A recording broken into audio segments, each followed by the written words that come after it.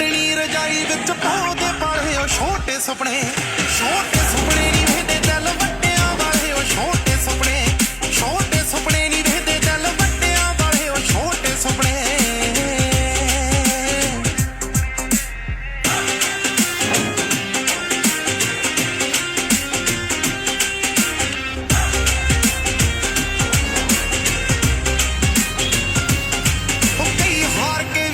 ਕਦੇ ਹਾਰਦੇ ਹੱਸ ਕੇ ਹਾਲਾਤਾਂ